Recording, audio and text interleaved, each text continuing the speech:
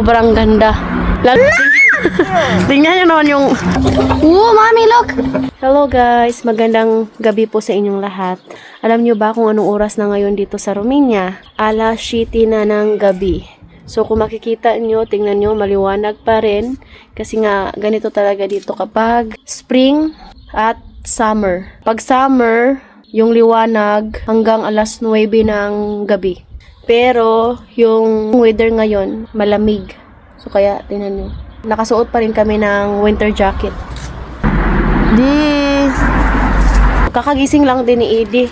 Si Katyusha, lalabas din yun maya-maya. May tinapos lang siya. Kailangan din naming lumabas para makalanghap ng hangin. Hindi maganda na puro na lang sa loob. Tingnan nyo naman dito yung bulaklak ng peach. Sobrang ganda.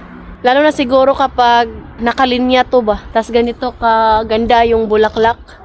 Grabe. Tingnan nyo naman yung attire ng aking hubby.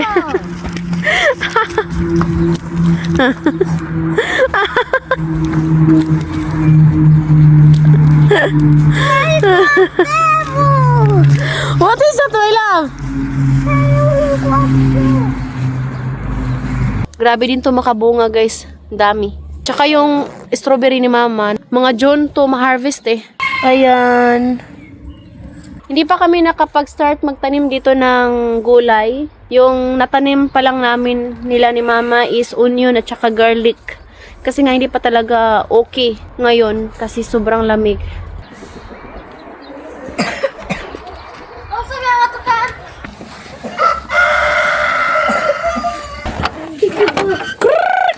Yung mga manok. Grabe, sobrang ganda talaga to. Orkodos na to. Pero meron ng mga dahon. Bulaklak pala yung nauuna kaysa dahon. Ito yung dahon, no? O, diba? Grabe, sobrang ganda. Ito yung grabe makabunga din.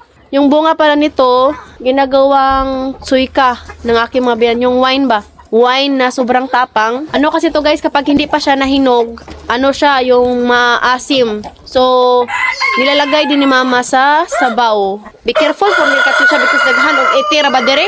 That's it.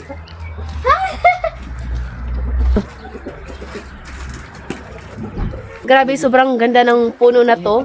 Hindi na namin kailangan pumunta pa ng Japanese garden para mag-picture-picture ba sa cherry blossom. Oh. Mommy, look! You like na? It's nice Yes, here. very nice. Daming bulaklak. Dami din tong bunga. Pero minsan, maraming bulaklak pero konti lang yung bunga. Kasi nga, dahil sa hangin. Alam niyo naman yung hangin dito kapag sumasapit yung summer. Grabe, sobrang lakas. Tara na, guys. Ito na lang yung natira sa aming kahoy para sa heater ba? Sobrang lamig pa naman dito. Yan na lang yung natira. Grabe. April 13 ngayon. Tapos, tingnan nyo, yan na lang yung natira sa aming kahoy. Nung autumn, grabe, punong-puno yan, oy. Dito, naka-arrange. Pero ngayon, wala na. Tingnan nyo, puro mga bottles na lang yan. Ibibinta namin sa city. Wala pa kaming time ngayon. Nagajud. Grabe. Attire na yung hubanak. Nabuhay na dito yung blackberry. Grabe dito guys on. Nanubo na rin yung dandelions. Kaya tinatawag ko tong garden kasi nga nung bagong dating ako dito sa Romania, tinamnan to nila ni mama ng mga mais, beans at kung ano-ano, mga kalabasa. Nag-stop lang kami nagtanim dito kasi nga nasira yung bakod namin. Hindi pwede kasi nga makapasok yung mga wild pig at kinakain yung mga tanim dito sa loob ng bakuran. Tingnan nyo yung cherry. Cherry, my love. Namulaklak na. Lumalaki na yung puno. Tapos, hali kayo guys. Pakita ko sa inyo. Ito yung peras. Kalasa niya yung bayabas. So kapag namimiss ko yung bayabas, kumakain lang ako ng peras. Nanguha na rin ng dahon na. Tingnan nyo guys, ang ganda oh. Nakulayan na to nila ni mama at ni papa na maliit pa lang yung puno pero ang dami ng bulaklak. What is this? Cherry? Peach. Peach. Itong linya na to, peach to. This is a peach. Ayan. Who plant this? Mama.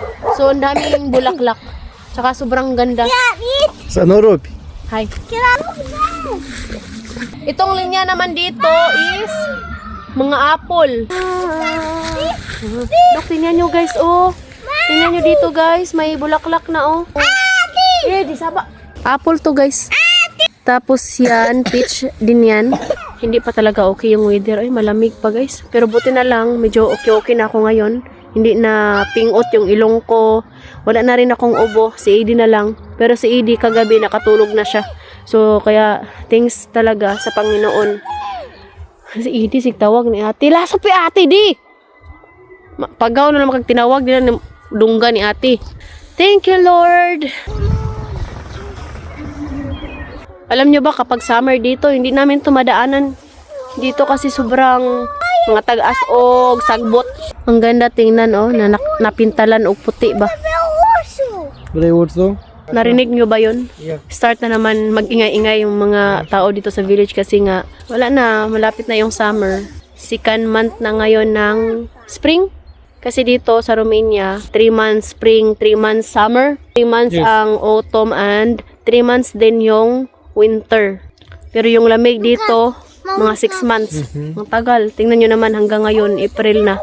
Malamig pa rin. Sa Katyosha.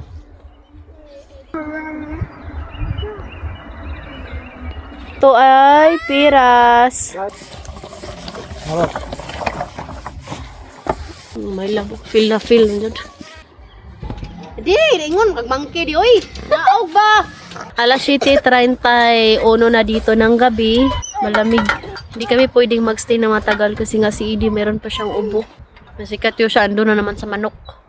Mahilig talaga siya sa manok. Pasok na kami sa loob ng bahay kay hindi na kaya yung lamig at wala pa naman akong bunit. Thank you, Lord. Thank you sa inyong lahat. God bless and I will love you all. Bye.